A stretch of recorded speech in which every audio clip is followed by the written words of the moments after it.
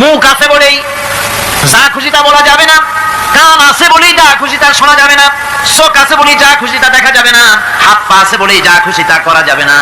সবটার পেছনে আল্লাহ রাব্বুল আলামিনকে ভয় করা লাগবে। মহান আল্লাহ রাব্বুল আলামিন বলে, বান্দারে তোমার সমস্ত কার্যাবলী এমনকি তোমার চাহনিটা পর্যন্ত কার দিকে কি নিয়তে তাকাইছো কেউ জানে না, আমি আল্লাহ রাব্বুল আলামিন জানি। ওয়া ইয়ালামু খায়িনাতাল আ'য়ুনি ওয়া মা তুখফিস সুদূর। তোমার অন্তঃকরণ কি জিনিস গোপন করে আর তোমার চক্ষু কি লুকোচুরি খেলে আমি টের পাই। সুবহানাল্লাহ বিহামদি। চশমার ফাঁক দিয়া কি দেখো, কানে দেখো, কি নজরে দেখো, সানগ্লাস পরিয়া কেউ ঠিক পায় না, আমি ঠিক পাই। সুবহানাল্লাহ, জোরে কান সুবহানাল্লাহ। সুতরাং চোখের নজরের হিসাব হবে, হাতের কাজের হিসাব হবে, পায়ের চলার হিসাব হবে, আপনার বলার হিসাব হবে, মুখে যা বলেছেন যা করেছেন হাত পাও দিয়ে যা করেছেন সবকিছুর হিসাব হবে কিয়ামতের দিন। আল্লাহর দরবারে সবকিছু উপস্থিত হবে, কোন জিনিস বাদ পড়বে না। ফামান ইয়ামাল মিসকালা যাররাতিন খায়রান ইয়ারা ওয়া মান ইয়ামাল মিসকালা যাররাতিন শাররান ইয়ারা। ছোট্ট একটা ভালো কাজ যদি করো তাও হাজির করা হবে, সামান্যতম ভালো কাজও তোমার বাদ পড়বে না। আর ক্ষুদ্রতম কোন খারাপ কাজ করলে তাও উপস্থিত করা হবে, সব তোমার সামনে, কোনো জিনিস বাদ পড়বে না, সব দেখতে পাবে কিয়ামতের দিন। ভালো কাজটাও আর খারাপ কাজটাও আল্লাহর কাছে সেদিন আল্লাহ পাক মানুষের সামনে উপস্থিত করে দিবেন। আল্লাহ পাক বলছেন সেদিন এই জমিন তার ভিতরে যা লুকায়িত ছিল জমিন সব বের করে দেবে। কান্নাহুম জারাদুম মুনতাশির। টিড্ডি ফড়িংগুলি পোকাগুলি মাটি থেকে যেমন বেরোয়, এ মাটির ভিতরে যা আছে কিয়ামতের দিন সব মাটি বের করে দেবে। ইযা যুলজিলাতিল আরদু জিলজালাহা ওয়া আখরাজাতিল আরদু আসকালাহা ওয়া ক্বালাল ইনসানু মা লাহা। এই জমিনকে ঝাঁকি মারা হবে প্রবল এক ঝাঁকুনি, প্রবল এক ঝাঁকুনিতে এই পৃথিবীর মধ্যে যা কিছু আছে সব বেরিয়ে যাবে। সুবহানাল্লাহ কইতে ইচ্ছা করে না মিয়ারা? এক ঝাঁকুনিতে পৃথিবী সব বের করে দেবে।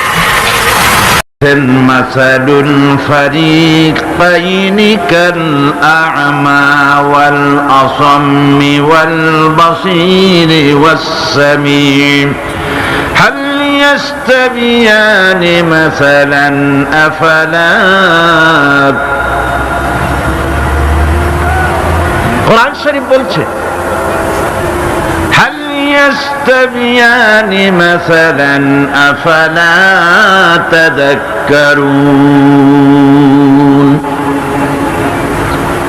দুইটি শ্রেণীতে আল্লাহ পাক ভাগ করে দিয়েছেন। একটা শ্রেণী হচ্ছে অন্ধ, বোবা, বধির, আরেকটি যারা শুনতে পায়, চোখে দেখতে পায়। এই দুটি কখনো এক নয়, সমান নয়, এ দুটির রাস্তা আলাদা। কাফেরের রাস্তা আর ইমানদারদের রাস্তা সম্পূর্ণ ভিন্ন। আল্লাহ রাব্বুল আলামিন ঈমান এবং কুফরের পার্থক্য বলে দেওয়ার জন্য গোটা মানব জাতির মধ্যে স্পষ্ট করে বলেছেন, লা ইকরাহা ফিদ-দীন ক্বাদ তাবায়্যানার রুশদু মিনাল গায়্। দ্বীনের ব্যাপারে জোর জবরদস্তি নেই। এখানে হেদায়েতের পথ এবং গোমরাহি, হেদায়েতকে গোমরাহির পথ থেকে সম্পূর্ণ আলাদা করে দেওয়া হয়েছে। লা ইকরাহা ফিদ-দীন, দ্বীনের ব্যাপারে কোনো জোর জবরদস্তি নেই। যারা ধর্মনিরপেক্ষবাদী তারা এই আয়াতটাকে নিজেদের মতবাদকে প্রতিষ্ঠার লক্ষ্যে অনেক সময় কাজে লাগায়। দুটি আয়াতকে তারা বেশি ব্যবহার করে। একটা হচ্ছে লাকুম দীনুকুম ওয়ালিয়া দীন, আর একটা হচ্ছে লা ইকরাহা ফিদ-দীন। এই দুইটি আয়াতকে ধর্মনিরপেক্ষবাদীরা ব্যবহার করে। এই দুটির কোনটি তাদের আদর্শকে বোঝাবার লক্ষ্যে ব্যবহারের কোনো সুযোগ নাই। লা ইকরাহা ফিদ-দীন, ধর্মের ব্যাপারে কোনো বাড়াবাড়ি নাই, জোর জবরদস্তি নাই। এ কথা বলা হয়েছে এই কারণে যে কোন বিধর্মীকে, অমুসলিমকে ভয় দেখিয়ে, লোভ দেখিয়ে, অথবা কোন ক্রমে কোন প্রকার চাপ সৃষ্টি করে তাকে মুসলমান বানানো যাবে না। এমনকি সূরা তওবার মধ্যে এসেছে, যুদ্ধ চলাকালীন সময়, জিহাদ চলাকালীন সময় কোন অমুসলিম যদি ইসলাম জানার জন্য তোমাদের তাঁবুতে আসে, তাহলে তুমি তাকে ইসলাম বুঝাও। ইসলাম শোনার পরে যদি মেনে নেয় ভালো কথা, আর যদি না মানে তাকে তার তাঁবু পর্যন্ত ফিরে যেতে চাও, ফিরে যেতে দাও। মাঝপথে তাকে আক্রমণ করা যাবে না। ধর্মের ব্যাপারে কোনো বাড়াবাড়ি নাই, লা ইকরাহা ফিদ্দীন। এর দ্বারা ধর্ম নিরপেক্ষতার কোনো কথা বোঝানো হয়নি। আর লাকুম দীনুকুম ওয়ালিয়া দীন, এটা ছিল কাফেরদের সেই বক্তব্যের প্রেক্ষিতে যেখানে কাফেররা বলেছিল মুহাম্মদ সাল্লাল্লাহু আলাইহি ওয়াসাল্লাম, আসুন আমরা এক কাজ করি, সেটা হলো ধর্ম নিয়ে আমাদের মধ্যে যে বাকবিতণ্ডা হচ্ছে, আমরা ধর্মকে 50-50 ভাগ করে দিই। কিছুদিন আমরা গিয়া আপনার আল্লাহরে সেজদা দেই, আর কিছুদিন আপনারা আমাদের মূর্তিগুলিকে প্রণাম করুন। এই প্রস্তাব যখন রাখল, আল্লাহ রাব্বুল আলামিন সূরা কাফিরুন অবতীর্ণ করে দিলেন, কুল ইয়া আইয়ুহাল কাফিরুন লা আ'বুদু মা তা'বুদুন। হে কাফেরেরা, হে অবিশ্বাসীরা, নবী আপনি বলুন, হে অবিশ্বাসীরা, তোমরা যার ইবাদত করো আমরা তার ইবাদত করি না, আবার আমরা যার ইবাদত করি তোমরাও তার ইবাদত করো না। সুতরাং লাকুম দীনুকুম ওয়ালিয়া দীন, সুতরাং তোমাদের দিন তোমাদের জন্য, আমাদের দিন আমাদের জন্য। এখানে নিরপেক্ষতার কথা বলা হয় না, এখানে পক্ষের কথা বলা হয়েছে। কিসের পক্ষ? ধর্মের পক্ষ। কিসের পক্ষ? হিন্দু, খ্রিস্টান, বৌদ্ধ, তোমরা তোমাদের ধর্মের পক্ষে থাকো। মুসলমান, তোমরা তোমাদের ধর্মের পক্ষে থাকো। ধর্মের ব্যাপারে নিরপেক্ষ হওয়ার কোনো সুযোগ নাই। আছে নাকি সুযোগ? আমি পার্লামেন্টে বলেছি এই কথা,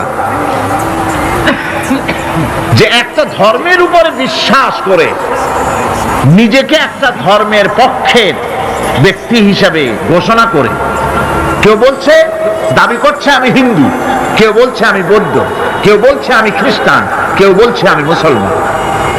নিজেকে একটা ধর্মের বিশ্বাসী ঘোষণা করার পর আমি ধর্ম নিরপেক্ষ, এই কথাটা মিথ্যা, বানোয়াট, জালিয়াতি, প্রতারণা, মুনাফিক।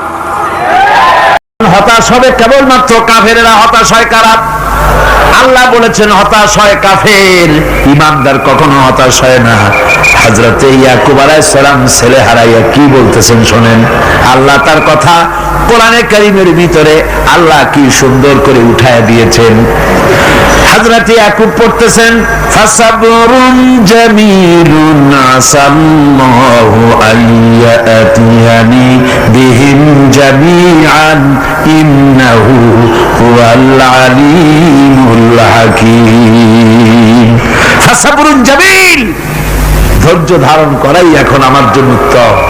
আমি এখন ধৈর্য ধারণ করব, হয়তো শীঘ্রই আল্লাহ আমার যাদের হারাইছি তাদের সকলকে আল্লাহ আমার কাছে ফিরিয়ে দিবেন। তিনি সুবিজ্ঞ, তিনি প্রচন্ড ক্ষমতার মালিক। আশায় বুক বেঁধে থাকলেন তিনি। আর ইউসুফ আলাইহিস সালাম আজকে প্রেসিডেন্ট, তিনি মিশরের কি তিনি 11 ভাই গেছে সেইখানে খাবার আনার জন্য। হযরত ইউসুফ আলাইহিস সালামের চিনতে কোনো কষ্ট হয় নাই, ওরা তো চেনে নাই, কিন্তু ইউসুফ আলাইহিস সালাম চিনে ফেলেছেন। হযরত ইউসুফ কোনো প্রতিশোধ নিলেন না। হযরত ইউসুফ পরিচয় দিলেন আর বললেন, ভয় পাইও না, খাদ্য তোমাদেরকে দিয়া দিব। তোমাদের ব্যাপারে আমার বক্তব্য হচ্ছে, লা তাসরিবা আলাইকুমুল ইয়াউম, তোমাদের বিরুদ্ধে আমার কোনো ক্ষোভ নাই, বিদ্বেষ নাই, মাফ করে দিলাম। এই জামাটা নিয়ে যাও, আমার আব্বার জন্য জামাটা নিয়ে যাও। জামা নিয়ে যাচ্ছে মিশর থেকে। কোথায়? কেনান। কোথায়? মিশর। মিশর থেকে ইউসুফ আলাইহিস সালামের জামা নিয়ে ছেলেরা কেনানের দিকে যাচ্ছে, আর এদিকে হযরত ইয়াকুব বলতেছেন, আমি যেন আমার নাকের ভিতরে ইউসুফের গন্ধ পেতেছি।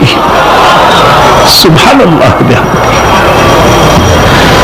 জামা চলে এলো, চোখের উপরে তিনি রাখলেন, আল্লাহ চোখ ভালো করে দিলেন। সুবহানাল্লাহ। ভাইরা আমার, এই জন্য যারা আল্লাহর উপরে ভরসা করে, আল্লাহর ঈমান যাদের মধ্যে এসে যায়, ঈমান বিল্লাহর বড় উপকার হলো সে হতাশ হয় না। যত বড় বিপদ হোক হতাশ হয় না। দেখেন ইউসুফ আলাইহিস সালামকে কেমন করে জুলাইখা ঘেরাও করে ফেলে দিয়েছে। দরজা বন্ধ, তালা বন্ধ, জানালা বন্ধ, ছিটকানি মারা, খিল মারা, তালা দেওয়া, বেরোবার কোনো পথ নাই, চতুর্দিকে নগ্ন চিত্র। এবার জুলাইখার কুপ্রে প্রবৃত্তিকে চরিতার্থ করতে হবে, খারাপ কাজ করতে হবে, বেরোবার পথ নাই।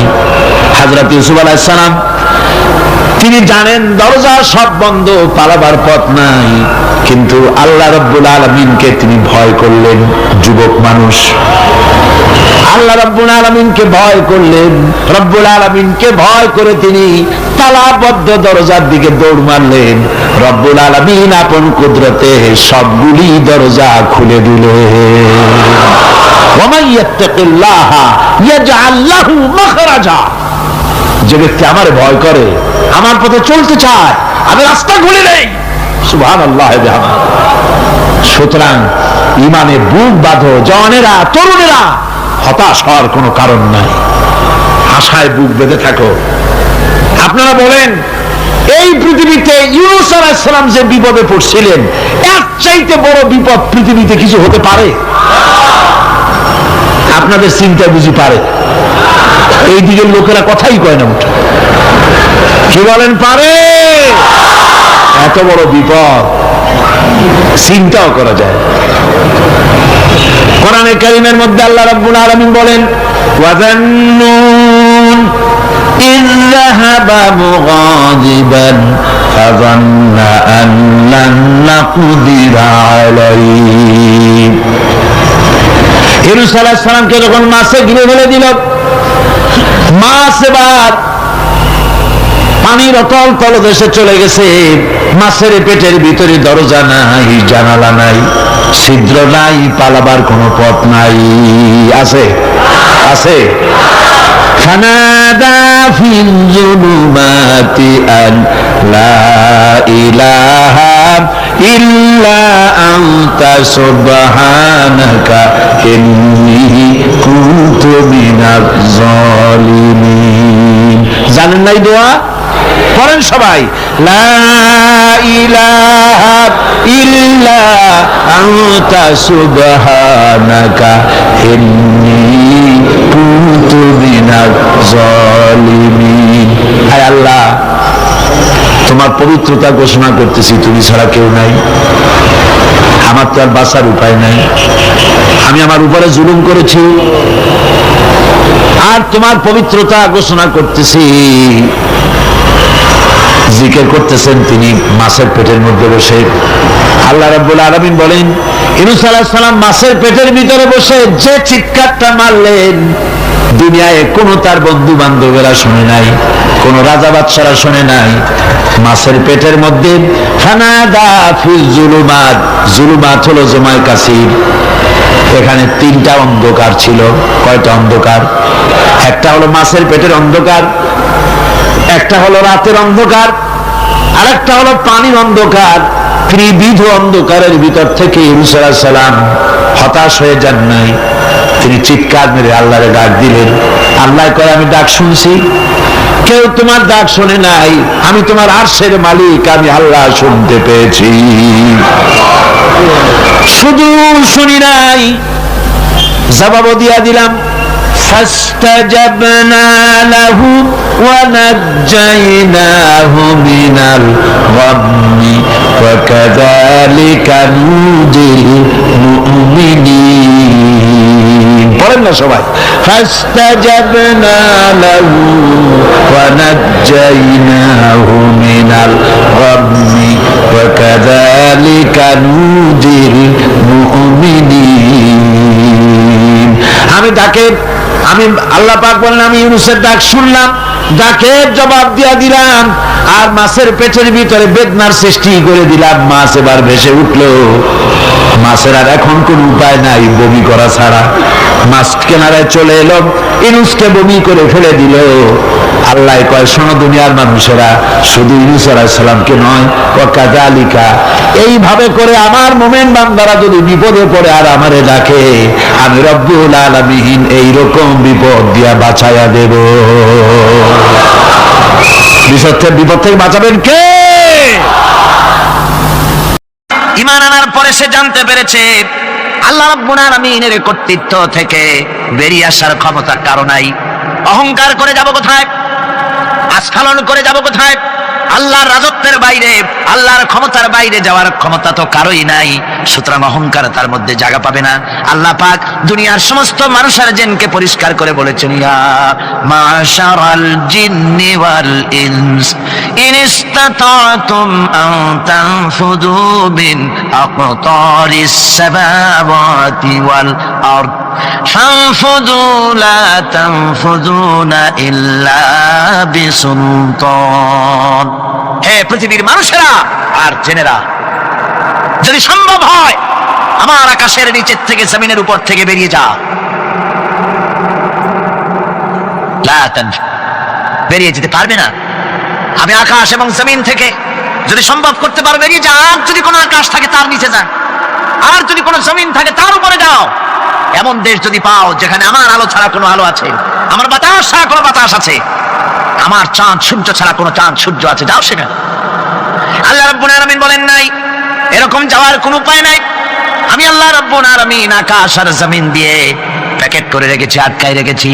আমার রাজত্ব থেকে, আমার ক্ষমতা থেকে, আমার কর্তৃত্ব থেকে বেরিয়ে যাওয়ার ক্ষমতা কোনো মানুষের নাই, কোনো জেনের নাই, কোনো প্রাণীর নাই। সুবহানাল্লাহ। মানুষ হচ্ছে অহংকার কিসের হবে? তোমরা হচ্ছ ফকির। আল্লাহ পাক বলছেন ওয়াল্লাহুল গানিয়্যু ওয়া আনতুমুল ফুকারা। আল্লাহ হচ্ছেন গনি। আল্লাহ কি? গনি, বেনিয়াস, বেপরোয়া। ফাআলুল লিমা ইউরিদ, যা খুশি তাই করেন, কার মুখাপেক্ষী তিনি নন। কোরআনে কারীমে রব্বুল আলামিন বলেছেন, নবী আপনি আমার ব্যাপারে, আমার গুণাবলীর ব্যাপারে বলুন। কুল হুয়াল্লাহু আহাদ। পড়েন সবাই, কুল হুয়াল্লাহু আহাদ আল্লাহুস সামাদ লাম ইয়ালিদ ওয়া লাম ইউলাদ ওয়া লাম ইয়াকুল লাহু কুফুয়ান আহাদ। আল্লাহ পাক বলেন, বান্দারে ও আমার নবী আপনি বলুন, আল্লাহ পাক এক এবং একক, তিনি নিরঙ্কুশ, তিনি বেনিয়াস, তিনি কারো মুখাপেক্ষী নন, তিনি কাউকে জন্ম দেন নাই, তাকেও কেউ জন্ম দেয়নি। আকাশ এবং জমিনে আল্লাহর সমকক্ষ কেউ নাই। তোমরা হচ্ছ ফকির আর আমি আল্লাহ হচ্ছে বেনিয়াস। লিল্লাহি মা ফিস সামাওয়াতি ওয়া মা ফিল আরদ। আকাশে যা আছে, জমিনে যা আছে, সব আল্লাহ। সব কার?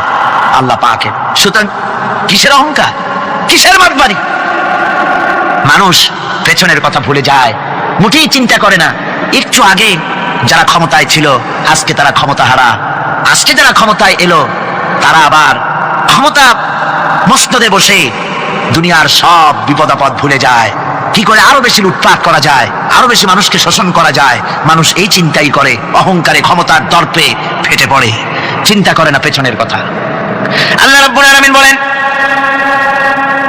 যারা নাকি মুমিন বান্দাদের বিনয় এবং বিনম্রতা তাদের মধ্যে সৃষ্টি হয়ে যাবে, তার কারণ হলো আল্লাহ পাক বলেছেন, ওয়ালা তামশি ফিল আরদি মারহান ইন্নাকা লান তাখরিকাল আরদা ওয়া লান তাবলুগাল জিবালা তুলা। ওয়ালা তামশি ফিল আরদি মারহান, আমার জমিনের উপরে অহংকার করে পা ফেলো না। তুমি কি পারবে অহংকার করে আমার জমিনটাকে বাটাই দিতে? কি বলেন, পারা যাবে? অহংকার করে জমিনের উপরে লাথি মারেন জোরে, জমিন ফাটবে? ফাটবে না, আপনার পা ছিঁড়ে যাবে। আপনি কি পারবেন অহংকার করে পাহাড়ের উচ্চতা লাফ দিয়ে ছাড়াই যেতে পারবেন? তাও পারবেন না। সুতরাং আল্লাহ পাকের উপরে ঈমান আনলে পরে তাদের মাথা এভাবে নত হয়ে যায়, অহংকার তাদের মধ্যে জায়গা পায় না। অহংকার কিসের অহংকার তোমার? মানুষ তার জন্মের কথা, কোরআনে কারীম বলে মানুষ কি তার জন্মের কথা স্মরণ করে না? তোমার তো এমন অবস্থা ছিল, দুনিয়ায় উল্লেখযোগ্য বিষয়বস্তু হিসাবে তুমি পরিগণিত ছিলে না। তুমি হচ্ছ, তোমার জন্মের উৎস কথা হচ্ছে এক ফোঁটা নাপাক পানি, এমন নাপাক পানি যা শরীর থেকে নির্গত হলে পরে গোসল করা ওয়াজিব হয়ে যায়। এমন এক ফোঁটা নাপাক পানি যারা জন্মের উৎস, তার আবার অহংকার কিসের? পৃথিবীতে অহংকার যারাই করলো আল্লাহ পাক তাদেরকে ভালো করে দেখাই দিলেন। নমরুদকে দেখাইছেন, ফেরাউনকে দেখাইছেন, যুগের ছোট ছোট নমরুদ ফেরাউন যেখানে যেখানে খুদে খুদে ফেরাউন হয়েছে আল্লাহ সকলকেই দেখিয়ে দিয়েছেন, দেন নাই? দেখিয়ে দিয়েছেন। সুতরাং মাথা নিচু করে চলতে হবে, বিদ্যার বড়াই করা চলবে না। কত লেখাপড়া করেছো তুমি? এমএ পাস করেছো, তাতে কি হয়েছে? সবে মাত্র বর্ণবোধ পড়েছো, জ্ঞানের রাজ্যে পা ঢুকিয়েছো, এখনো কিছু শেখনি। টাইটেল পাস করেছো, তো কি হয়েছে? কদ্দূর শিখেছো? নিউটনের মতো মানুষ মৃত্যুর সময় বললেন, জ্ঞান সমুদ্রের বেলাভূমিতে দাঁড়িয়ে সামান্য বালু কণা নিয়ে নাড়াচাড়া করলাম, অথই সমুদ্রের কিছুই দেখতে পারলাম না। শেখ সাদি রহমতুল্লাহ আলাইহি ইন্তেকালের সময় বলেছেন, মালুম শোধ কি হিচ মালুম না শোধ, সারা জীবন সাধনা করে বুঝিলাম ইহা যে কিছুই বুঝিলাম না। এগুলি হচ্ছে জ্ঞানীদের কথা। আর কোন রকম ইউনিভার্সিটির বারান্দা দিয়ে 3-4 দিন হাঁটছে, কয় যে সব বুঝি। কি বুঝছো? কয় দেয়ার ইজ নো গড, স্রষ্টা বলতে কেউ নাই। পাগল কি আর গাছে ধরে মিয়া? সুতরাং বিদ্যার বড়াই চলবে না, স্বাস্থ্যের বড়াই চলবে না, অর্থের বড়াই চলবে না। অর্থের বড়াই করবে, কত অর্থ তোমার হয়েছে? আল্লাহ যদি ইচ্ছে করেন ব্রেনের মধ্যে, মগজের মধ্যে এমন টিউমার করে দিবেন, মগজের মধ্যে এমন ক্যান্সার করে দেবেন, হার্টের ভিতরে এমন ক্যান্সার লাগাই দিবেন, 14 গোষ্ঠী বিক্রি করলে ঔষধের পয়সা হবে না। পারবে কিনা আল্লাহ কন? যারা বলবেন পারবেন কিনা? এমন বহুত অসুখ আছে ডাক্তাররা বোঝেই না ঔষধ দেবে কি। হযরত ইউনূস আলাইহিস সালাম মাছে তারে গিলে ফেলে দিল, হতাশায় তিনি হার্ট ফেল করেন নাই। মাছের পেটের মধ্যে যদি কেউ চলে যায়, বেরিয়ে যাওয়ার জন্য কোনো ব্যাকডোর আছে নাকি কন? পালাবার কোনো রাস্তা আছে? মাছের পেটের জানালা দরজা আছে কিছু? কিছুই নেই। তিনি হতাশ হলেন না, মাছের পেটের ভেতরে বসে হযরত ইউনূস আলাইহিস সালাম বুক ভরা আশা নিয়ে আল্লাহর দরবারে তিনি ঘোষণা করলেন, লা ইলাহা ইল্লা আনতা সুবহানাকা ইন্নী কুনতু মিনাজ জালিমিন। পড়েন না সবাই, লা ইলাহা ইল্লা আনতা সুবহানাকা ইন্নী কুনতু মিনাজ জালিমিন। হযরত ইউনূস আলাইহিস সালাম বলেন, আল্লাহ তুমি ছাড়া কোনো ইলাহ নাই, তোমার পবিত্রতা ঘোষণা করছি, আমি জালিমদের অন্তর্ভুক্ত হয়ে গেছি। তিনি যখন চিল্লাচ্ছিলেন, মাছের পেটের ভিতরে বসে যখন কাতরুক্তি করতেছিলেন, আল্লাহ বুঝি তখন শোনেন নাই সে কথা? কি বলেন? আল্লাহ বুঝি তখন তন্দ্রায় বা নিদ্রায় ছিলেন? না, আল্লাহ পাক কি ঘুমান? তন্দ্রায় যান? লা তাখুযুহু সিনাতুন ওয়ালা নাওম। আল্লাহ রাব্বুল আলামিন বলেন, কোন তন্দ্রা বা নিদ্রা আল্লাহ রাব্বুল আলামিনকে স্পর্শ করে না। হযরত ইউনূস আলাইহিস সালাম যখন মাছের পেটের ভিতরে বসে চিৎকার মারলেন, আল্লাহ পাক বলেন, ইউনূস রে, তোমার ওই ডাক কেউ শুনে নাই, দুনিয়ার কোন রাজা বাদশা শুনে নাই, দুনিয়ার কোন বন্ধু বান্ধব তোমার শুনে নাই, কিন্তু আমি তোমার আরশের মালিক, আমি রব্বুল আলামিন শুনেছি। শুধু শুনি নাই, সঙ্গে সঙ্গে জবাব দিয়ে দিয়েছি। ফাস্তাজাবনা লাহু ওয়া নাজ্জাইনাহু মিনাল গাম্মি। পড়েন, ফাস্তাজাবনা লাহু ওয়া নাজ্জাইনাহু মিনাল গাম্মি ওয়া কাযালিকা নুনজিল মুমিনিন। আল্লাহ পাক বলেন, আমি জবাব দিলাম। মাছের পেটের ভিতরে বেদনা শুরু হয়ে গেল, মাছ আর তলদেশে শুয়ে থাকতে পারলো না, সাঁতরাতে পারলো না, মাছ ভেসে উঠল উপরে। পেটের যন্ত্রণায় মাছ কিনারায় চলে এসে বমি করে দিতে পারলে যেন বাঁচি, এই অবস্থা মাছের হলো। কিনারায় চলে এলো, বমি করে ইউনূস আলাইহিস সালামকে ফেলে দিল, মাছও বাঁচলো, ইউনূস আলাইহিস সালামও বাঁচলো। আল্লাহ রাব্বুল আলামিন বলেন, মুমিনেরা শোনো, শুধু ইউনূসকে নয়, ওয়া কাযালিকা নুনজিল মুমিনিন। এইভাবে করে মুমিন বান্দারা যদি আমাকে ডাকে, আমার কাছে যদি হাত ফাইলায়, আমি আল্লাহ রাব্বুল আলামিন মুমিনদের এভাবে বিপদ মুক্ত করে দেই। আল্লাহ পাক বিপদ মুক্ত করে দেন। ওয়া মান ইয়াত্তাকিল্লাহা ইয়াজআল লাহু মাখরাজা। আল্লাহকে যে ভয় করে, আল্লাহ তার জন্য রাস্তা খুলে দেন। জোরে কোন সুবহানাল্লাহ। দেখেন ইউসুফ আলাইহিস সালাম, জুলাইখা তাকে আটকায় ফেলেছে ঘরের মধ্যে, তালা দেওয়া, খিল দেওয়া, সিটকানি মারা, পালাবার পথ নাই, চতুর্দিকে উলঙ্গ নগ্ন চিত্র। আর এই সুন্দরী যুবতী নারী জুলাইখা তার প্রেম নিবেদন করেছে হযরত ইউসুফের কাছে। যৌবনে ভরা টকবগে যৌবনের যুবক হযরত ইউসুফ আলাইহিস সালাম, সৌন্দর্যের পিরামিড, বাঁচার কোনো পথ নাই জুলাইখার কুপ্রবৃত্তি চরিতার্থ করে দেওয়া ছাড়া। কিন্তু হযরতে ইউসুফ আলাইহিস সালাম আল্লাহ রাব্বুল আলামিনকে ডাকলেন, হতাশায় ভেঙে পড়লেন না, আল্লাহকে ভয় করলেন, আল্লাহকে ডাকলেন, আল্লাহকে ডেকে আল্লাহকে ভয় করে তালাবদ্ধ দরজার দিকে যখন দৌড় মারলেন, রব্বুল আলামিন আপন কুদরতে দরজার তালাগুলি খুলে দিলেন। ভাইরা আমার, এভাবে করে মুমিনেরা কখনো হতাশ হয় না। ফাইন্না মাল উসরি ইউসরা, ইন্না মাল উসরি ইউসরা। মনে রাখতে হবে, দুঃখ কষ্টের সাথে থাকে সুযোগ সুবিধা, আর প্রত্যেক অসচ্ছলতার সাথে থাকে উদার সচ্ছলতা। এর কোনো বিপরীত কখনই হয় না। আল্লাহ রাব্বুল আলামিন এইভাবে করে মুমিনদেরকে বলেছেন যেন তারা হতাশায় ভেঙে না পড়ে। আল্লাহ পাক বলেন, বান্দা যখন আমাকে ডাকে, আমি বান্দার একদম নিকটে, তার ঘাড়ের চাইতেও নিকটে। ওয়া নাহানু আকরাবু ইলাইহি মিন হাবলিল ওয়ারিদ। আমি আমার বান্দার সারা যে রগের উপরে তার মাথা, এর থেকেও আমি আমার বান্দার বেশি নিকটে। সুবহানাল্লাহ পড়েন। আমি তোমার কাছে, আমার কাছে মাপ চাও, যত বড় গুনাহ হোক। ওয়া ক্বালা রাব্বুকুম উদউনি আস্তাজিব লাকুম। তোমার প্রভু তোমাকে ডেকে বলেছে, আমাকে ডাকো, আমি মাফ করে দেবো। সুবহানাল্লাহি ওয়া বিহামদিহি। কত বড় কথা, আমাকে ডাকো, নিরাশ হয়ো না, হতাশ হয়ো না। আল্লাহর গজব বেশি না রহমত বেশি? আল্লাহর রহমত বেশি। হাদিসে কুদসির ভিতরে এসেছে, আল্লাহ পাক বলেছেন, কোন বান্দা যদি আমার দিকে এক বিগত অগ্রসর হয়, আমার রহমত তার দিকে এক হাত এগিয়ে যায়। কোন বান্দা যদি আমার দিকে হেঁটে আসে, আমার রহমত তার দিকে দৌড়ে যায়। বান্দা যখন আল্লাহর দরবারে দুই হাত উঁচু করে চোখের পানি ফেলে দেয়, মুসলিম শরীফের হাদিসের ভিতরে এসেছে, গভীর রাতের তৃতীয় অংশে আল্লাহ রাব্বুল আলামিন প্রথম আকাশে আসেন আর ডেকে বলেন, পৃথিবীতে আছো নাকি কেউ গুনাহ করে জীবন বরবাদ করে দিয়েছো, আমার কাছে মাপ চাও। ঋণগ্রস্ত আছো, অসুস্থ আছো, অপমানিত আছো, কে আছো মাজলুম, আমাকে ডাকো, আমার কাছে বলো, আমি ডাকের সাড়া দেব, জীবনের আশা পূরণ করে দেব। ওই সময় যেই সমস্ত লোকেরা কান্দে তাহাজ্জুদের নামাজ পড়ে, আল্লাহ জিজ্ঞেস করেন ফেরেশতারা, অমুক অমুক দেশ অমুক অমুক বান্দারা কান্দে কেন? ফেরেশতারা বলে, রব্বুল আলামিন তুমি তো ভালো করে জানো। আল্লাহ বলেন, জানি, তবুও তোমাদের মুখে শুনতে চাই। তারা বলে, রব্বুল আলামিন তোমার এই বান্দা গুনাহ করেছি, গুনার জন্য মাপ চায়, জাহান্নাম থেকে বাঁচতে চায়। আল্লাহ পাক বলেন, ফেরেশতারা আমার এই বান্দারা আমারে দেখেছে নাকি? বলে দেখে নাই। বলে আমার দোজখ দেখেছে নাকি? বলে না, তাও দেখে নাই। আমার বেহেশত দেখেছে নাকি? বলে না, তাও দেখে নাই। আল্লাহ পাক বলেন, ফেরেশতারা সাক্ষী থাকো, ওরা আমাকে দেখে নাই, আমার বেহেশত দোজখ কিছুই দেখে নাই, শুধুমাত্র আমার নবীর কথা, আমার কোরআনের কথা বিশ্বাস করে আরামের ঘুমকে হারাম করে যেভাবে তারা কাঁদতেছে, সাক্ষী থেকে যাও ফেরেশতারা, আমার রহমতের দরিয়ায় জোশ মেরেছে, আমার ওই ক্রন্দনরত বান্দাগুলিকে আমি আল্লাহ মাফ করে দিলাম। সুতরাং মুমিন বান্দা যারা, আল্লাহর মুমিন বান্দা যারা, এই ঈমানের কোয়ালিটি, এটাও হতাশায় নিরাশায় ভেঙে পড়বে না। গুনাহ তো মানুষই করে, গুনাহ হয়ে গেছে, মাপ চাও। তোমার গুনাহ কদ্দুর? তোমার গুনাহ যদি হয় পাহাড় সমান, আল্লাহর রহমত আকাশ সমান। জাহান্নামের কঠিন শাস্তি থেকে বাঁচতে হলে আল্লাহর প্রতি ঈমান আনতে হবে। আর ঈমান আনলে যে কোয়ালিটিগুলি হওয়া উচিত, সেগুলি আমি আপনাদের সামনে আলোচনা করছি। এরপর আরেকটি কোয়ালিটি হবে মুমিনের, তা হলো কঠোর কঠিন বিপদে অবিচল থাকবে, বিপদে ভেঙে পড়বে না।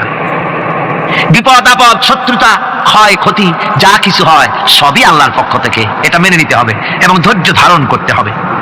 বিপদ মুসিবত শুধু উম্মতের জন্য নয়, দুনিয়ার সমস্ত নবীদের বিপদ এসেছে, হয় না? নবীদের বিপদ আসে নাই? কোরআনে কারীম থেকে শুনুন, আল্লাহ রাব্বুল আলামিন বলেন, ওয়া কাযালিকা জাআলনা লিকুল্লি নাবিয়্যিন আদুওয়াম মিনাল মুজরিমিন। আল্লাহ পাক বলেন, এমনি করে আমি সকল নবীদের শত্রু বানিয়ে দিয়েছি, সব পাপিষ্ঠ আর অপরাধ প্রবণ লোকদেরকে। প্রত্যেক যুগে নবীদের শত্রু ছিল, প্রত্যেক যুগে নবীদের কি ছিল? শত্রু ছিল। সে শত্রু কারা ছিল? আল্লাহ পাক বলছেন, নবীদের শত্রু ছিল পাপিষ্ঠ আর অপরাধ প্রবণ লোক, এরাই ছিল নবীদের দুশমন। রাসূলগণের অবস্থা যদি এই হয়, তাহলে তার উম্মত, ওই দিনের ধারক বাহক যারা, তাদের বুঝি বিপদ আপদ হবে না নাকি? হবে কিনা? তো ইসলামের বিরোধিতা যারা করে, কোরআনের পরিভাষায় বলা হয়েছে ইসলামের দুশমন, নবীদের দুশমন। দুনিয়ার সব পাপিষ্ঠ আর অপরাধ প্রবণ লোকেরাই ইসলামের দুশমন হয়, নবীদের দুশমন হয়। আজও দেখেন, আজও তাকিয়ে দেখেন, ইসলামী আন্দোলনের বিরোধিতা যারা করে, তারা পাপিষ্ঠ চরিত্রের কিনা তাকায় দেখেন, খুঁজে দেখেন সর্বত্র, খুঁজে দেখুন যারা ইসলামী আন্দোলনের বিরোধিতা করে, যারা ইসলামকে মিটিয়ে দেওয়ার চেষ্টা করতেছে, যারা ইসলামকে মৌলবাদ বলে, ইসলামকে সাম্প্রদায়িক বলে, কোরআনে কারীমের কথা কত স্পষ্ট যে নবীদের দুশমন হয়, ইসলামের দুশমন হয় মুজরিম লোকেরা, অপরাধ প্রবণ পাপিষ্ঠ লোকেরা। আজও আমরা দেখতে পাই এই শ্রেণীর লোকেরা পাপিষ্ঠ এবং সবচাইতে সমাজের নিকৃষ্ট ধরনের চরিত্রহীন লোক। নামাজ নাই, আপনি খুঁজে দেখেন ইসলামী আন্দোলনের বিরোধিতা যারা করছে, যারা নেতৃত্ব দিচ্ছে, নামাজ নাই, রোজা নাই, চরিত্র নাই, হজ নাই, যাকাত নাই, মদ, জুয়া, জেনা, ব্যভিচার ইত্যাদিতে লিপ্ত। চেহারা দেখলে ছেলেপেলেরা 2 গ্লাস পানি খায়, ভরস ওঠে। কথা ঠিক কি দেখো? এই হলো অবস্থা। মানে কেন? মুমিনদেরকে, পয়গম্বরদেরকে, সাহাবীদেরকে এবং ঈমানদারদেরকে মারে কেন? তার কারণ হচ্ছে আল্লাহ রাব্বুল আলামিন বলেছেন, ওয়া মা নাকামু মিনহুম ইল্লা আইয়ুমিনু বিল্লাহিল আজিজিল হামিদ। কাফিররা ঈমানদার লোকদেরকে অন্য কোন অপরাধী নির্যাতন চালায় না, নির্যাতন চালায় শুধু এই কারণে যেহেতু মুমিন লোকেরা পরাক্রমশালী, আল্লাহ রাব্বুল আলামিনের দ্বীনকে কায়েম করতে চায়, তার উপরে ঈমান এনেছে, এই কারণেই তারা মারে। ঠিক কিনা কর? যুগে যুগে নবীদের উপরে, সাহাবীদের উপরে যে অত্যাচার হয়েছে, সেই অত্যাচার এই কারণেই হয়েছে, অন্য কোনো কারণে নয়। এই কঠিন বিপদে অবিচলতা এবং ধৈর্যের দৃষ্টান্ত নবীগণ পেশ করেছেন পৃথিবীর বুকে।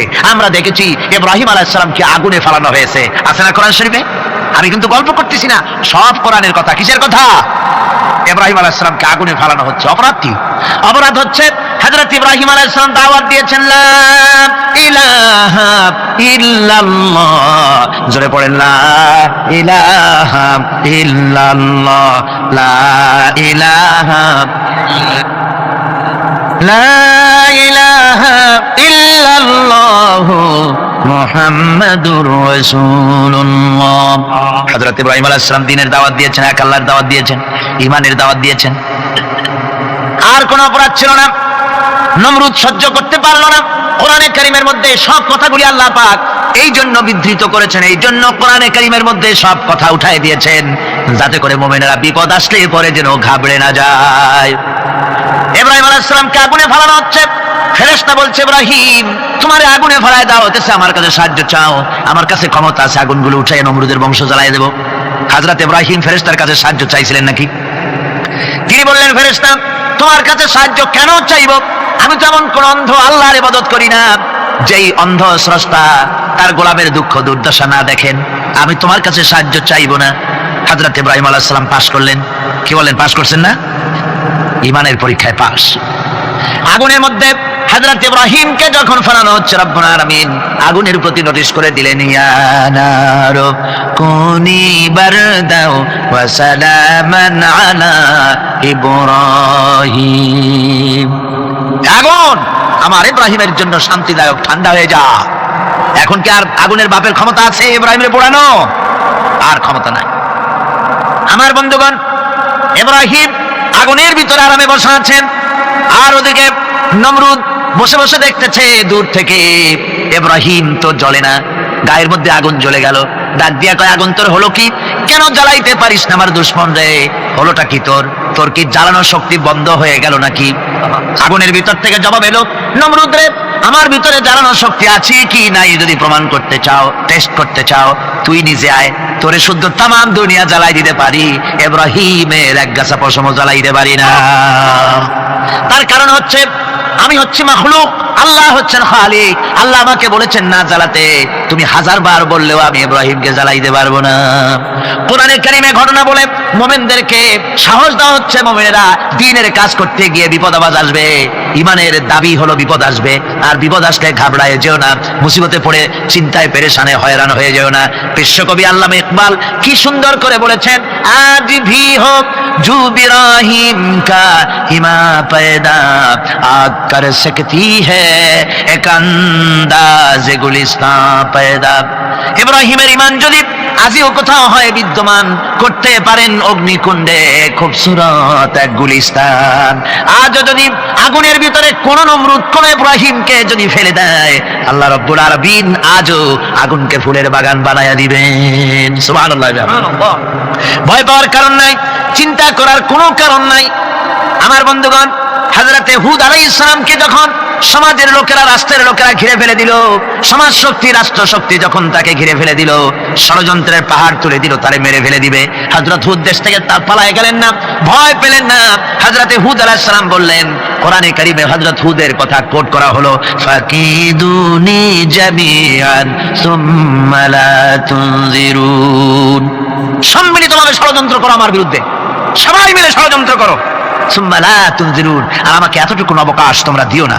ইন্নী তাওয়াক্কালতু আলাল্লাহি রাব্বি ওয়া রাব্বিকুম, আমি ভরসা করেছি সেই আল্লাহর উপরে যার কুদরতি হাতের ভেতরে, যিনি আমাদের রব তোমাদেরও রব, আর যার কুদরতি হাতের ভিতরে তামাম পৃথিবীর জানগুলি যার হাতে, সে আল্লাহর উপরে ভরসা করেছি।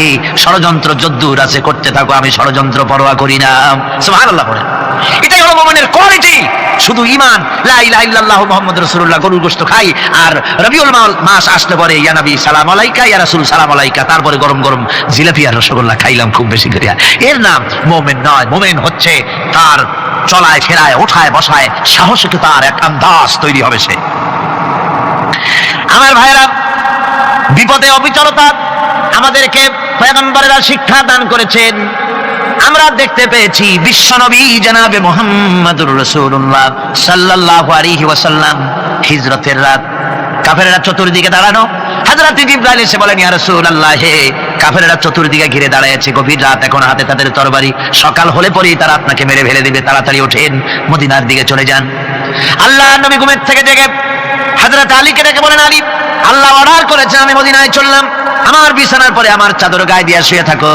হযরত আলী বলেন, আল্লাহর হাবিব, আপনার চাদর গায়ে দিয়ে ঘুমিয়ে থাকবো, সকালবেলায় কাফির বেঈমানেরা আপনার বিছানার পরে আপনার চাদর গায়ে দেওয়া অবস্থায় আমি আলীকে তারা মুহাম্মদ মনে করবে, আর আমি আলীকে নবী মনে করে তারা তাদের তরবারি দিয়া কেটে কেটে টুকরা টুকরা করে আমারে বিদায় করে দেবে দুনিয়া থেকে।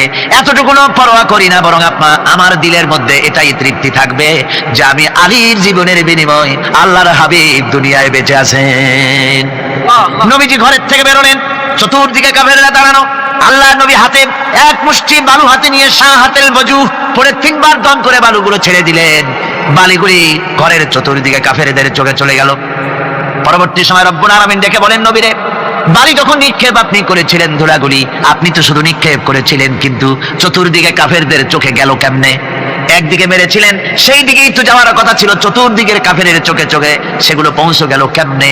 ওয়ামা রামাইতা ইদ রামাইতা ওয়ালাকিন্নাল্লাহ রামা, আপনি নিক্ষেপ করেন নাই যখন আপনি নিক্ষেপ করেছিলেন, আপনি তো শুধু বালু কণা ছেড়েছেন, আর ওই বালু কণাগুলি ঘরের চতুর্দিকে সব কাফেরদের চোখে পৌঁছবার দায়িত্ব আমার কুদরত গ্রহণ করেছিল।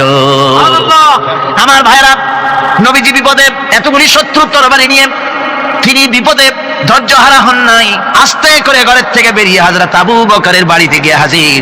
দরজায় গিয়ে আওয়াজ দিলেন, আবু বকর। অমনি দরজা খুলে গেল, লাব্বাইক ওয়া সাদাই। হুজুর বলেন, আবু বকর রে, একটা ডাকে কেমনে সাড়া দিলে? তুমি কি ঘুমাইছিলে না? হযরত আবু বকর বলেন, হুজুর, আপনি বলেছেন আমাকে নিয়ে হিজরত করবেন, আমি মনে মনে চিন্তা করেছি, না জানি কত রাত্রে নবীজি আসেন, উঠতে যদি আমার দেরি হয়ে যায়, নবীজি যদি দরজার কাছে দাঁড়ায় দাঁড়ায় আমার ডাকাডাকি করে, আর আমি যদি ঘুমায় থাকি, তাহলে আল্লাহ নবীর সঙ্গে বেয়াদবি হয়ে যাবে। এই মনে করে বিছানায় না ঘুমাইয়া আপনার গলার আওয়াজ শোনার জন্য এই দরজার সঙ্গে পিঠ লাগায়া লাগায়া দাঁড়ায়া ঘুমাচ্ছিলাম। আল্লাহ নবী হযরত আবু বকরকে সঙ্গে করে নিয়ে চললেন মদিনার দিকে, উল্টা পথে রওনা করলেন। বারবার কাবা শরীফের দিকে তাকাতে লাগলেন। বুখারী শরীফে এসেছে, নবীজি বারবার কাবার দিকে তাকিয়ে বলতেছেন, রে কাবা, বড় আশা ছিল তোর কাছে থাকবো, তোর খেদমত করব, কিন্তু তোর নিষ্ঠুর সন্তানেরা তোর কাছে আমারে থাকতে দিল না রে। আল্লাহ নবী মিসফারা দিয়ে জাবালে কেদওয়ার উপর দিয়ে চলে গেলেন জাবালে সুরে। গুহার কাছে যখন গিয়েছেন, হযরত রক্ত হয়ে গেল। হযরত আবু বকর রাদিয়াল্লাহু তাআলা আনহু বলছেন, হুজুর, আর উপায় নাই, দিন হয়ে গেল, এখন বুঝি ধরা পড়ে যাব, ওই গুহার মধ্যে গিয়ে আশ্রয় নেই। তবে আপনি দাঁড়ান, গুহার ভিতরেই পাহাড়িয়া গুহা, বিচ্ছু থাকতে পারে, সাপ থাকতে পারে, আমি আগে ঢুকি, যদি কোনো হিংস্র প্রাণী থাকে আমার উপর দিয়ে আঘাত হয়ে যাক, আল্লাহর নবী হেফাজতে থাকুক। হযরত আবু বকর রাদিয়াল্লাহু তাআলা আনহু গুহার ভিতরে নামলেন। নেমে গুহা সাফ করে হুজুরকে ডাকলেন। হুজুর তাশরীফ ফরমালেন গুহার মধ্যে। হুজুর বলেন, আবু বকর, হেঁটে হেঁটে কষ্ট হয়ে গেছে, তুমি বসো, তোমার উরুর উপরে মাথা রেখে আমি একটু ঘুমায়ে যাই। আল্লাহর হাবিব ঘুমায় গেলেন। হযরত আবু বকর লক্ষ্য করে দেখেন চতুর্দিকে অনেকগুলি গর্ত দেখা যায়। এই গর্ত থেকে সাপ আসতে পারে, বিচ্ছু আসতে পারে মনে করে নিজের গায়ের চাদর ছিঁড়ে ছিঁড়ে গর্তগুলি বন্ধ করা শুরু করে দিলেন। কয়েকটা গর্ত বন্ধ করার মতো চাদর আর নাই, পাও দিয়ে চেপে ধরলেন। এক পাহাড়িয়া বিষধর সাপ বেরোবার জন্য চেষ্টা করে বেরোবার পথ খুঁজে না পেয়ে হযরত আবু বকরের পায়ের উপরে দংশন করেছে। বিষের যন্ত্রণায় হযরত আবু বকরের চোখ থেকে পানি দরদর করে পড়ছে। রাসূলুল্লাহর ঘুম ভেঙে গেল। আল্লাহর নবী তাকে বলেন, আবু বকর, চোখে পানি কেন? বাড়ির কথা বুঝি মনে পড়ে গেছে? হযরত আবু বকর বলেন, ইয়া রাসূলুল্লাহ, আল্লাহর নামে কসম করে বলি, যেই দিন আমি ঈমান এনেছি ওই দিন থেকে আমার মা বাপ, আমার কোলে আমার সন্তান, আমার স্ত্রী, আমার জায়গা জমি ঘর বাড়ি, এমনকি আমার নিজের আত্মার চাইতে হুজুর আপনারে ভালোবাসি বেশি। তাহলে কাঁদো কেন? হযরত আবু বকর বলেন, হুজুর, বাড়ির জন্য কাঁদি না, ছেলেপেলের জন্য কাঁদি না, সাপে দংশন করেছে, যন্ত্রণায় কাঁদতেছি। আল্লাহর নবী সঙ্গে সঙ্গে মুখ থেকে থুতু বার করে যন্ত্রণার জায়গায় লাগাই দিলেন। সঙ্গে সঙ্গে যন্ত্রণা বন্ধ হয়ে গেল। হুজুর বললেন, আবু বকর, প্রথম যখন তোমার এই আঘাত করেছিল সাপে, আমাকে কেন তাড়াতাড়ি বলো নাই? এতক্ষণ তো তোমার কষ্ট হতো না। হযরত আবু বকর বলেন, ইয়া রাসূলুল্লাহ, ওটা তো সাপে কাটার যন্ত্রণা, ওই যন্ত্রণায় আমার রক্ত জ্বলতেছে, যন্ত্রণায় যন্ত্রণায় আমার কলেজাটা যদি ফেটেও যেত, আল্লাহর হাবিব আরাম ফরমাচ্ছিলেন, আমি তাকে আরামে বিঘ্ন ঘটাতে পারতাম না।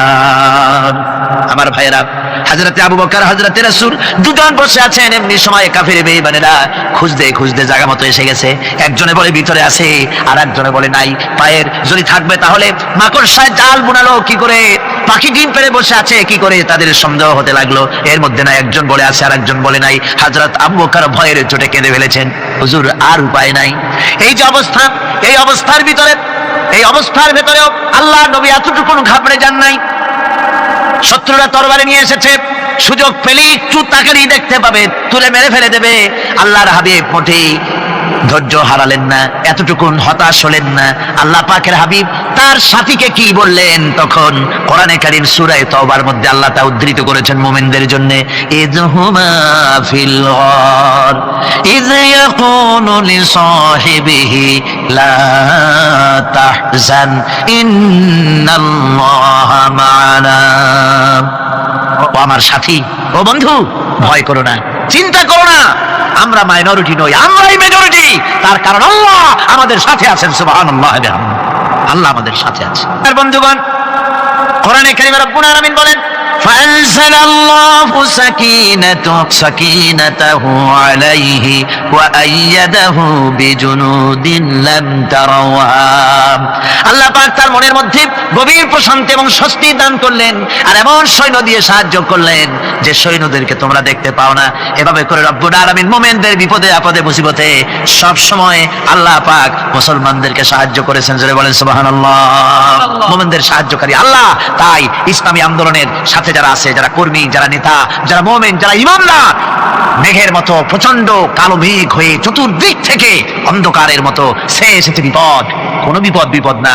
আল্লাহ পাক সাহায্যকারী। কে সাহায্যকারী? জোরে বলেন, সাহায্যকারী কে? আল্লাহ সুবহানাহু ওয়া তাআলা, তিনি সাহায্যকারী, ভয় নাই। আল্লাহ পাকের উপর ঈমান আনলে পরে কলিজার ভিতরে দুর্জয় সাহসের সৃষ্টি হয়ে যায়, কোনো ভয় অন্তঃকরণে তার থাকে না। আল্লাহ পাক সাহায্য করেন। আর আল্লাহর উপরে ঈমান আনলে পরে রব্বুল আলামিন বলেছেন, ইয়া আইয়ুহাল্লাযীনা আমানু হাল আদুল্লুকুম আলা তিজারাতিন তুনজিকুম মিন আযাবিন আলীম। এমন একটা ব্যবসার কথা কি বলবো না, যে ব্যবসায় তোমাদেরকে জাহান্নামের আযাব থেকে বাঁচায় দেবে। তার প্রথম কাজই হলো আল্লাহর প্রতি ঈমান আনা। ঈমান আনলে পরে এই সমস্ত গুণ তৈরি হয়ে যায়। আর ঈমানে সবচাইতে উপকৃত হয় সমাজের লোকেরা, রাষ্ট্রের লোকেরা, পরিবারের লোকেরা, দেশের মানুষ উপকৃত হয় মুমিনদের দিয়ে ঈমানের কারণে। তার কারণ হলো একজন মুমিন, একজন ব্যক্তি যখন ঈমানদার হয়, মুমিন হয়ে যায়, আল্লাহর প্রতি যখন প্রগাঢ় বিশ্বাস তার এসে যায়, তখন সেই ব্যক্তি নৈতিকতার মান তার বেড়ে যায়। জোরে বলেন সুবহানাল্লাহ। নৈতিক চরিত্রের উপরে সে প্রতিষ্ঠিত হয়, সে মিথ্যা বলতে সাহস পায় না। মুমিন ব্যক্তি মিথ্যা বলতে সাহস পায় না। কেন পায় না? মিথ্যা বলতে সাহস পায় না, ঠকাতে সাহস পায় না, ওজনে কম দিতে সাহস পায় না, শয়তানি বদমাশি করতে সাহস পায় না। তার কারণ হলো আল্লাহ পাক বলে দিয়েছেন, মুমিন কোরআনের ভিতরে পড়েছে, ইয ইয়াতালাক্কাল মুতালাক্কিয়ানি আনিল ইয়ামিনি ওয়া আনিশ শিমালি কাঈদ। দুজন নিয়ন্ত্রণকারী ফেরেশতা তোমার ডানে এবং বামে বসে বসে তোমাকে নিয়ন্ত্রণ করছে, কোথায় যাও কি করো এই ফেরেশতারা বসে বসে সব দেখতেছে। মা ইয়ালফিযু মিন কাওলিন ইল্লা লাদাইহি রাকীবুন আতীদ। মানুষ এমন কোনো কথা বলে না যা ফেরেশতারা রেকর্ড না করে, সব রেকর্ড হয়ে যায়। তাই মুমিন ব্যক্তি দায়িত্বহীন কথা বলতে পারে না। মুমিন ব্যক্তির চরিত্র ভালো হয়ে যায়, সে যে কথা বলে বুঝে শুনে কথা বলে, সে যে ওয়াদা করে বুঝে শুনে ওয়াদা করে। যেহেতু সবকিছুর জবাব কিয়ামতে দিতে হবে। কোথায় দিতে হবে? কোথায় দিতে হবে? কিয়ামতে আল্লাহর দরবারে জবাব দিতে হবে। মহান আল্লাহ রাব্বুল আলামিন বলেছেন, ওয়ালাকাদ খালাকনাল ইনসানা ওয়া না'লামু মা তুওয়াসবিসু বিহি নাফসু। মানুষ সৃষ্টি করেছি আমি, তার অন্তঃকরণের ভিতরে ওয়াসওয়াসা কি হয় আমি জানি। এই জন্য মুমিনেরা মনের ভিতরে কোনো খারাপ কল্পনাও করতে পারে না। খারাপ কল্পনা করলেও তার হিসাব দেওয়া লাগবে আল্লাহর কাছে। কার কাছে? ওয়াইন তুবদু মিন আনফুসিকুম আও তুখফুহু ইউহাসিবুকুম বিহিল্লাহ। আল্লাহ বলেন, মনের মধ্যে যেসব কল্পনা করো তা প্রকাশ করো আর গোপন রাখো, ওইটার হিসাব নেব আমি আল্লাহ পাক কিয়ামতের দিন। আমার কাছে হিসাব দিতে হবে। বন্ধুগণ, এই জন্য মুমিন যারা, মুমিনদের চরিত্র প্রতিষ্ঠিত হয়, মুমিনদের ধারণা থাকে যেখানেই যাই না কেন, যেখানেই বসি না কেন, সেখানেই আল্লাহ, আল্লাহ ছাড়া কোনো জায়গা নাই। আছে নাকি? আছে। আল্লাহ পাক বলেন, মা ইয়াকুনু মিন নাজওয়া সালাসাতিন ইল্লা হুয়া রাবিউহুম। তোমরা যেখানে তিনজন মিলে পরামর্শ করো, মনে রেখো তিনজন নও, ওখানে চতুর্থ সত্তা আমি রব্বুল আলামিন তোমাদের কাছে আছি। সব শুনি আর দেখি, পাঁচজন যেখানে হও সেখানে আমি ষষ্ঠ।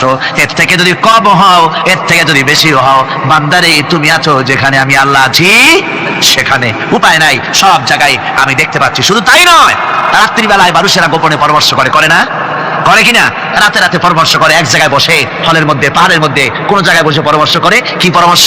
ইসলামী আন্দোলনের লোকদের মারবে, কোথায় তাদের ধরবে, কোথায় তাদের অত্যাচার করবে, এই সমস্ত পরামর্শ করে। আল্লাহ পাক বলছেন, শুনুন, আল্লাহ রাব্বুল আলামিন বলেন, ওয়া হুয়া মাআহুম ইয ইউবাইয়িতুনা মা লা ইয়ারদা মিনাল কাউল ওয়া কানা আল্লাহু বিমা তা'মালুনা মুহীতা। আল্লাহ পাক বলেন, তিনি তো ঠিক সেই সময়ও তোমাদের কাছে থাকেন যখন তোমরা নিজেদের ঘরের মধ্যে বসে, কোন এক জায়গায় বসে আল্লাহর মর্জির খেলাফ পরামর্শ করো, আল্লাহ তখনও তোমাদের কাছে থাকেন। আল্লাহর এহাতা থেকে, আল্লাহর কর্তৃত্ব থেকে বেরিয়ে যাওয়ার কোনো উপায় নাই। সুতরাং গোপনে বলেন, প্রকাশ্যে বলেন, যেভাবেই যা কিছু করা হোক না কেন, আল্লাহর কাছে আমাদের সমস্ত অপরাধগুলি ধরা হয়ে যায়। আর এটাই হচ্ছে ইমানের সীমা পরিসীমা। তিলকা হুদুদাল্লাহি ফালা তা'তাদুহা। তিলকা হুদুদুল্লাহ, এটাই হচ্ছে আল্লাহর সীমানা। ইমানের এই সীমারেখা বজায় রেখে, ইমানের উপরে মজবুত করে কোনো ব্যক্তি, পরিবার, সমাজ, রাষ্ট্র যদি তৈরি হয়, তাহলে সেই সমাজেই শান্তি আসে, সেই সমাজেই আরাম আসে, সেই রাষ্ট্র শান্তিপূর্ণ হয়, সেখানে দিন কায়েম হয়, মানুষ সুখ সমৃদ্ধি খুঁজে পায়। সুতরাং আমরা আজকে আলোচনা করলাম ইমানের কোয়ালিটি। কি আলোচনা করলাম? ইমানের কোয়ালিটি। এই কোয়ালিটি দিয়ে যেন আল্লাহ আমাদেরকে ভরপুর করে দেন। জোরে বলেন আমিন। আরো জোরে বলেন আমিন। এই চোখ দিয়ে গুনাহ কামাই করা যাবে, আবার এই চোখ দিয়ে সওয়াব কামাই করা যাবে। যদি কোনো সন্তান তার মা বাবার দিকে ভক্তির নজরে, মহব্বতের নজরে যদি তাকায়, নবীজি বলেছেন একটা কবুল নফল হজের সওয়াব আমলনামায় লেখা যাবে। সাহাবীরা প্রশ্ন করেছেন, যদি কেউ 100 বার তাকায় তো কি হবে? নবীজি বলেছেন, আল্লাহ রাব্বুল আলামিনের নিয়ামতের ভান্ডার, অফুরন্ত নিয়ামতের সেখানে কোনো অভাব নাই। যদি কোনো বান্দা যদি তার মা বাপের দিকে দৈনিক 100 বার তাকায়, তো ওই বান্দার আমলনামায় 100 কবুল নফল হজের সওয়াব লেখা যাবে। তাহলে দেখা গেল চোখের চাহনি আপনার ইবাদত, আপনার ঘুম ইবাদত, আপনার চাকরি ইবাদত, আপনার ব্যবসা বাণিজ্য ইবাদত।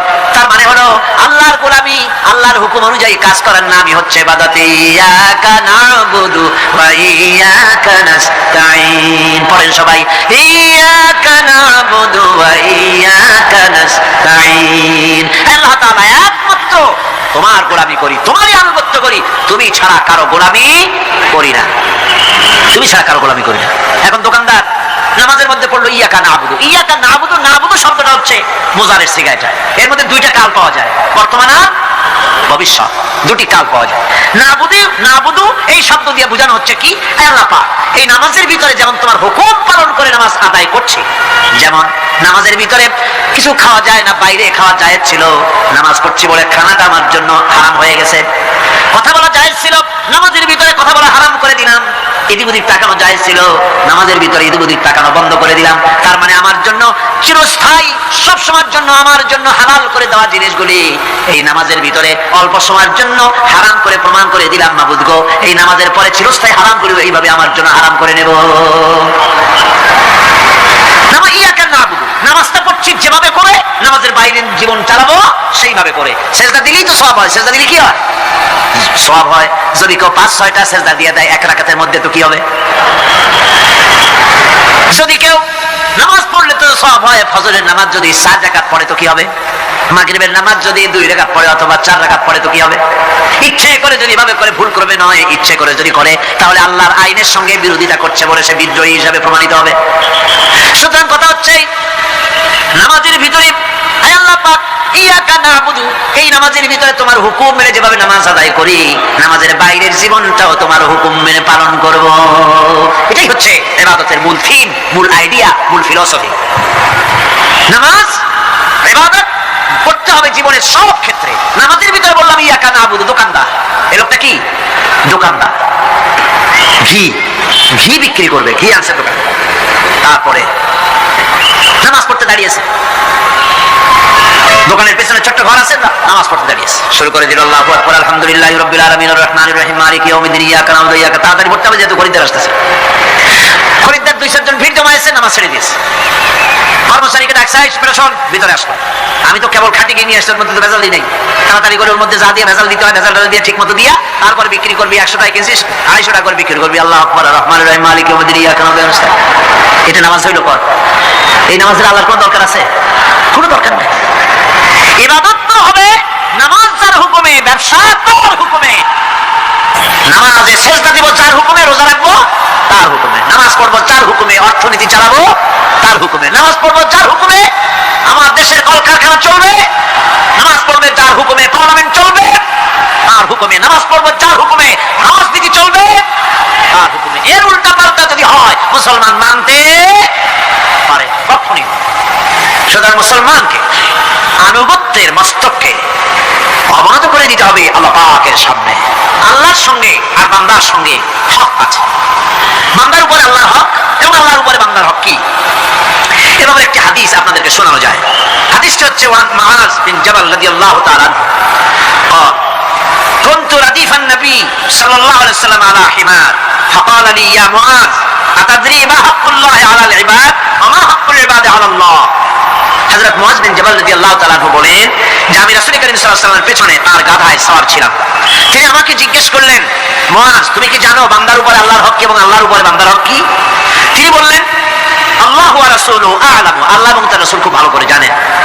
রাসূল করিম সাল্লাল্লাহু আলাইহি ওয়াসাল্লাম জবাব দিলেন, ক্বালা হাক্কুল্লাহি আলাল ইবাদ আন ইয়াবুদুহু ওয়া লা ইউশরিকু বিহি শাইআ ওয়া হাক্কুল ইবাদি আলা আল্লাহ আন লা ইউআযযিবু মান লা ইউশরিক বিহি শাইআ।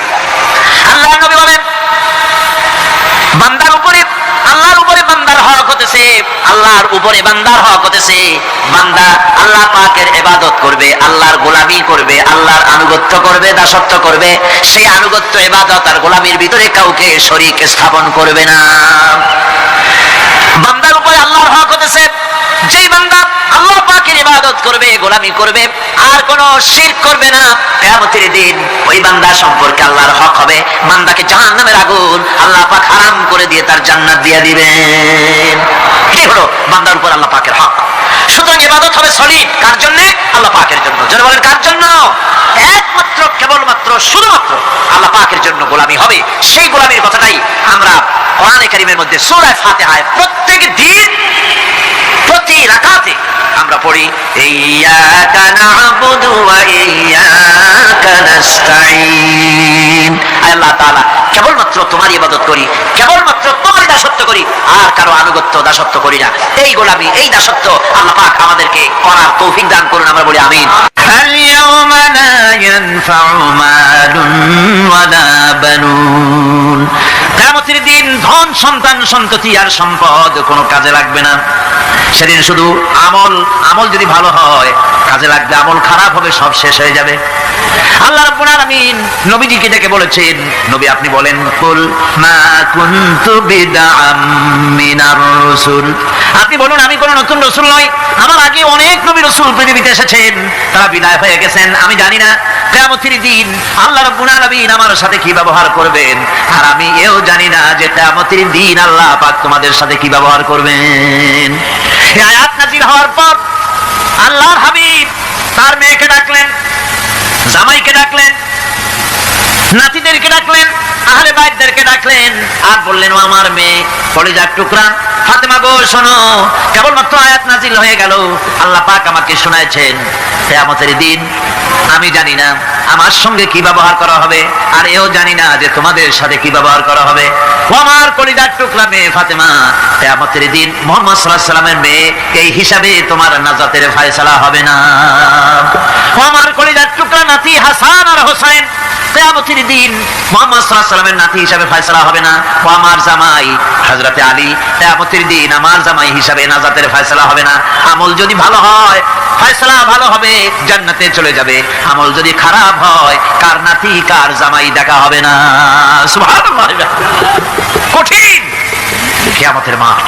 এই পরকালের বিশ্বাস যদি কলিজার মধ্যে ঢোকে মানুষ ভালো হয়ে যাবে। কোন সুবহানাল্লাহ। আপনাদের দৃষ্টিতে পারবে, কথার জবাব যে দিলেন না। পুলিশে কি মানুষের চরিত্র ভালো বানাইতে পারবে? পুলিশের চরিত্র ভালো বানাবে কেটা? সেটাই তো কথা। মানুষের চরিত্র যাতে ভালো থাকে, মানুষের যেন খারাপ কাম না করে সেজন্য পুলিশ যাতে খারাপ কাম না করে সেজন্য আরো একটা ডিপার্টমেন্ট আছে না, তারা যাতে খারাপ কাজ না করে সেজন্য আর একটা আছে।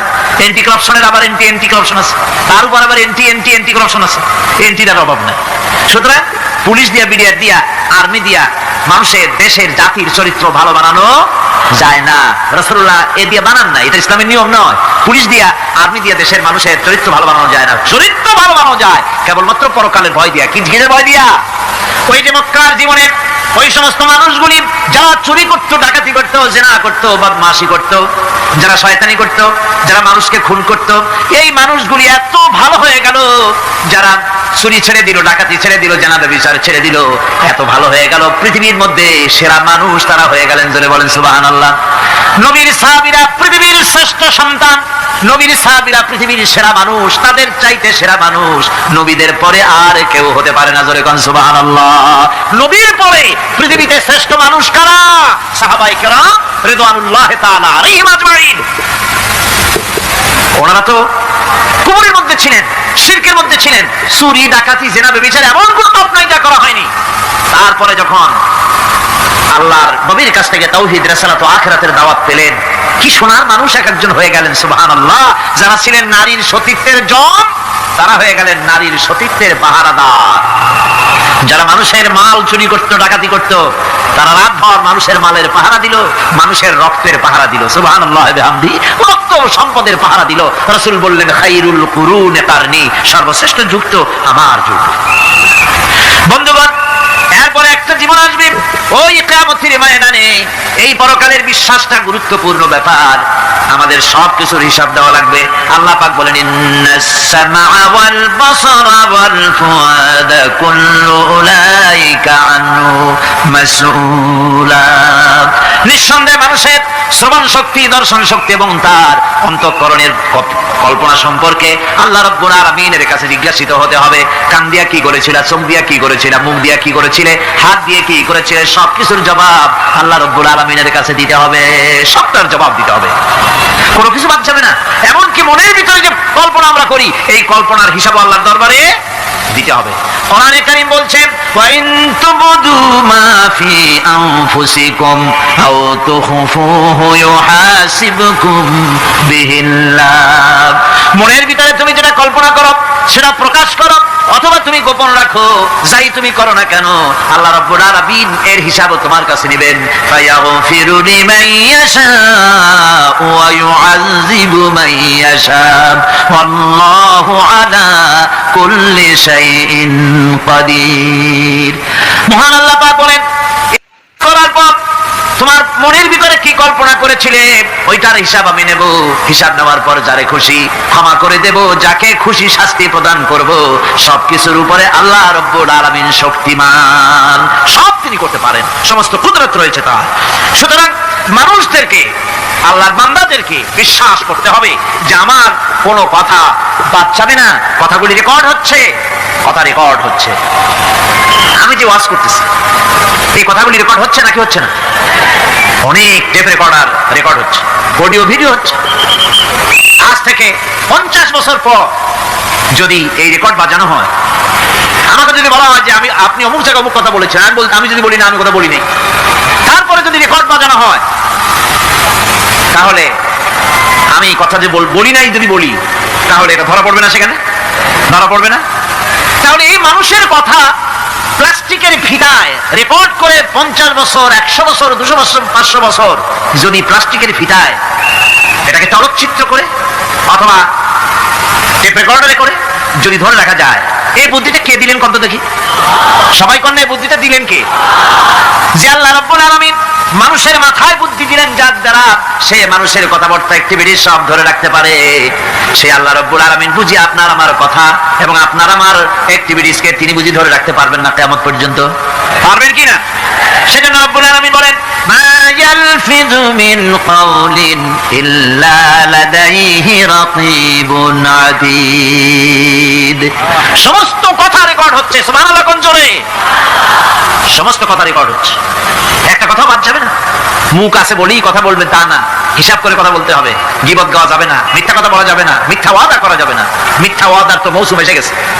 কি কোন বুঝেন কথা? হ্যাঁ, মিথ্যা ওয়াদার মৌসুম এসে গেছে। এখন মৌসুমে বাহার, মিথ্যা বলার।